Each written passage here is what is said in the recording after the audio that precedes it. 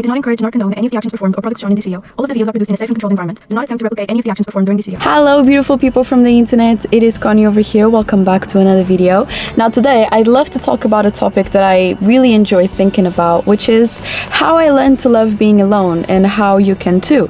I was a person that was constantly distracting myself with either other people or media because I was afraid of being alone, but over the past years I have learned a lot of things about myself and why I love being alone, and I love to share those with you because it may help or maybe just distract you from some bad time that you're going through right now. So I have a lot of my notes here that I want to talk about, and I also will be having a Marlboro Red to go along with it.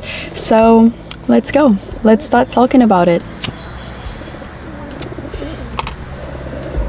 Now, I feel like the first thing that's important to refer is the very clear difference between loneliness and being alone. These are often portrayed as their siblings, but they are not siblings, they are very different things.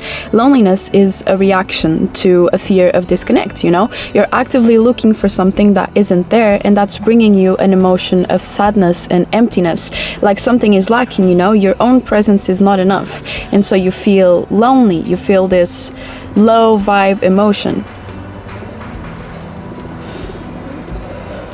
Now, being alone is something completely different. It is an active choice. It's something that you choose to do for yourself, you know? I'm going to schedule the next half an hour to be alone with myself. I'm going to schedule this whole day to be alone by myself, which is something that I love doing. And it usually brings out positive emotions, you know? You're taking time for yourself, you're doing things that you enjoy doing with yourself and learning more about yourself along the way.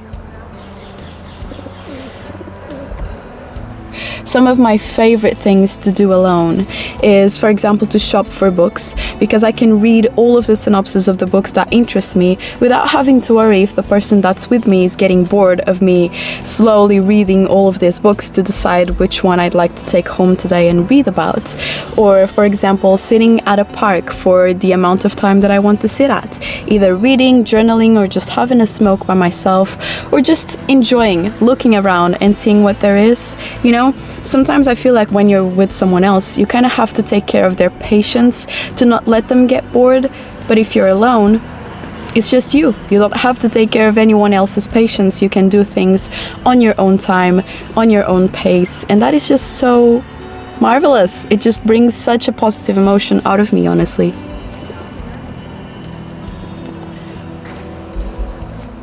Another thing that I figured out that I really love about being alone is, especially me as an introvert, my social battery is not very large and it depletes quite easily. And so sometimes I will schedule a whole day, either on my day off, to just be with myself, to be able to recharge my social battery, do only activities with myself, not interact with anyone else, and feel better on the next day and more recharged to come back to social interactions with more gentleness and grace.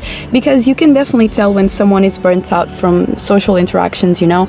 They get mean even if they don't want to, they get snappy, more aggressive and more angry, and so it's very important to recharge by yourself to be able to come back to these interactions just with more grace and more kindness towards other people, you know?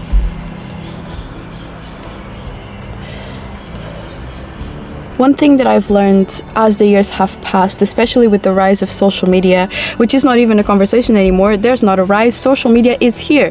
It's big as ever. And I feel like one very important thing that you should do, and that I do a lot of times, at least once a day, is let myself get bored. Because sometimes you're just so distracted by everything else and everyone else that you don't even allow yourself time to just sit and see where your brain takes you, you know? When you're alone, what kinds of thoughts does your brain produce? Are these mainly negative thoughts? Are these mainly positive thoughts? You know, being alone and allowing yourself to get bored is a very, very important step to learn more about yourself.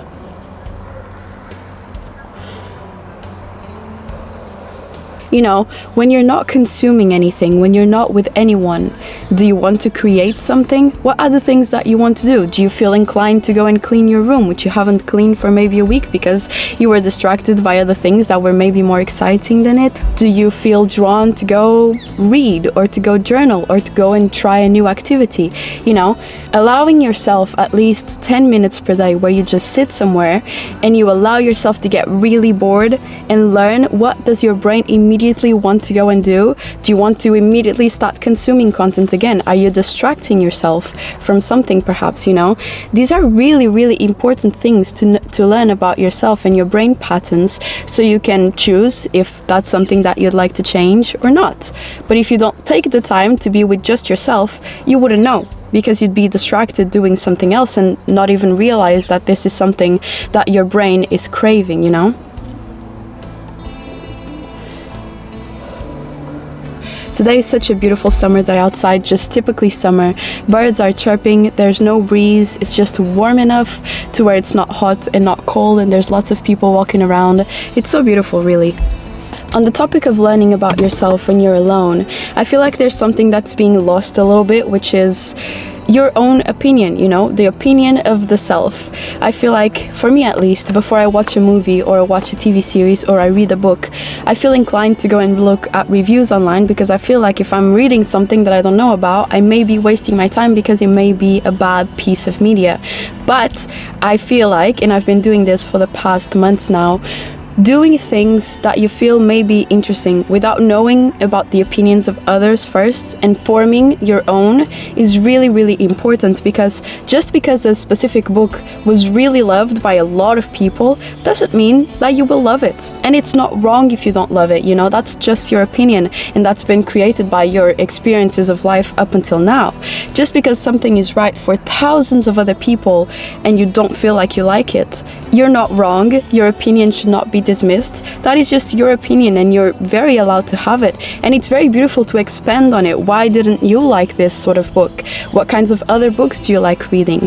For me, for example, when I was using TikTok last year, a lot of people really loved reading about fantasy books, and that's a genre that never interested me. And so when I was reading more classical literature and philosophy, I felt like I was maybe in the wrong, you know, like this is not normal for me to like, but of course it is, you know. Maybe I was just not being fed the content of people that really like these sorts of books as well, or maybe I was not looking in the right place. But you don't have to look anywhere, you know. I realized that I get to have my own opinion, and it's not wrong just because it's not what everyone else thinks as well, you know. It's also very important to just sit with yourself and try to realize what kinds of things inspire you, you know, what kinds of things make you uncomfortable when you're watching, for example, a movie. Does a specific scene make you feel a specific sort of way? And why? Why do you feel sad when you watch this sort of scene happen? You know, sit with it, think about it, journal about it. What does it mean? There was a lady chasing after her dog, I think, so I just paused the video so she wouldn't appear, because I don't want to invade her privacy. But another thing that I wanted to say about just sitting with yourself for those 10 minutes is that sometimes there are some truths that may only appear when you give them silence to exist. For example, you may sit with yourself for those 10 minutes per day and realize that the only thoughts that are coming to your brain are about your job and how much it is exhausting you and how much you'd like to look for something else, you know. Had you not sat with yourself, maybe you wouldn't have realized, because you would have been distracted by something else. Maybe your thoughts are about a person in your life that's not treating you so well, and maybe it is time to do something about it, you know, either talk to them or step away. And taking this time to just sit there somewhere, no stimuli. What does your brain automatically go to? This is crucial part of learning about yourself, and I've learned so much in those just 10 minutes per day of sitting and thinking about things, you know. Another very, very important thing about being alone, possibly the most important and the one that has shifted the most in my life for me, is just making peace with your own presence. You know, I realized that for a long time, many years of my life, I did not want to sit with myself because I was afraid of my own thoughts. These were thoughts of destruction, of negativity, just of everything is going wrong all of the time, and I do not want to have these thoughts. Therefore, I'm going to distract myself from them as much as I can. But at some point, they just bottled up so much that I just realized that the only way out of these thoughts, unfortunately, it is through them. So you need to just sit with them and think about ways out, you know. I realized that I really just needed to accept my past, and I needed to know that I did the best that I could have done with the information that I had at the time, which is a quote that my dad told me many years ago, and it has stuck with me. You did what you could with the information you had at the time, you know. Maybe you've hurt some people and you didn't mean to, but you just didn't know how to do better. Maybe you've hurt yourself in a lot of different ways and you didn't know how to do better, and you know, you need to be able to forgive these things to be able to go forward from now on, but also to be able to have these realizations. It's very important that you just sit in silence and alone for a little bit. I realized a lot of things that I wanted to change about myself in these sessions of reflection that I was doing. I was sitting with my journal a lot of times and I was thinking, what are some things that I really don't like about myself and I want to change? And this is going to be very personal, but I will tell you what those 3 major things were for me. I realized I really wanted to change my self-pity. I would always put myself as the victim of every situation, like everything bad in the world was happening to me, you know. So this was the first thing that I realized I wanted to change very soon. Another thing was my self-centeredness, which goes along with my self-pity. I thought the world revolved around me, not consciously, but I made everything about me, you know. And this is not how I wanted to live, and I realized that in those moments of silence. And another very crucial thing that I've been able to change, only because I've been able to be in silence and realize it, is that I had an extremely negative and defeatist attitude towards everything. Every single little thing that could happen was the end of the world, and everything was a massive catastrophe. And I just felt so much anxiety because of this, because everything that happened was a catastrophe to me. And I realized these things and I really started working towards changing them. And I can tell you, had it not been the silence, I think my life would not be much better now than it was before, because these things were only able to be realized because I sat bored and I reflected on what my brain was directing me towards when I gave it nothing to consume, you know. So there are many, many great things about being alone that will take you to beautiful places that you never thought you could be before. There's a certain calm and peace that only comes with your own presence, you know, and it's a very beautiful thing to learn to love your own company, because at the end of the day, you may think that these people that you have in your life are secure and safe, they'll stay with you forever, and maybe they will. But if they don't, the only person that you have at the end of the day is yourself. The person that you will sit with at the end of the day in bed is with yourself. You have only your own thoughts. Even if you have a partner next to you, after they fall asleep, you only have yourself to attend to. You have your own thoughts. And if these are not positive thoughts, then you'll have a really difficult time dealing with yourself, you know. It's such a beautiful thing to be able to just walk around the street alone, or just sit somewhere alone and be able to be in peace and not be constantly anxious about the things that your brain is trying to make you believe or tell you, you know. So I would say, if you take anything from this video, try to do the exercise that I've been doing for the past years a little bit every day, which is just sitting with yourself for 10 minutes, just 10 minutes, just 5 minutes. If 10 minutes feels too daunting, sit with yourself for 5 minutes and see where your brain takes you. You know, are you scared of something? Are you anxious of something? Are you sad about something?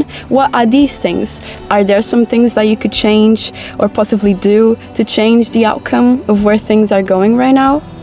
I don't know, only you know, this is all about yourself. So just take the time to learn more about yourself and see where it can take you, because in a short period of time, a lot of things can change. So hey, I hope you have enjoyed watching this video. These have been my silly thoughts about this topic. I love thinking about this, and so I wanted to share a little bit with you too. And I hope you have enjoyed. I hope you have a beautiful rest of your day, and I'll see you all very soon, alright? Bye!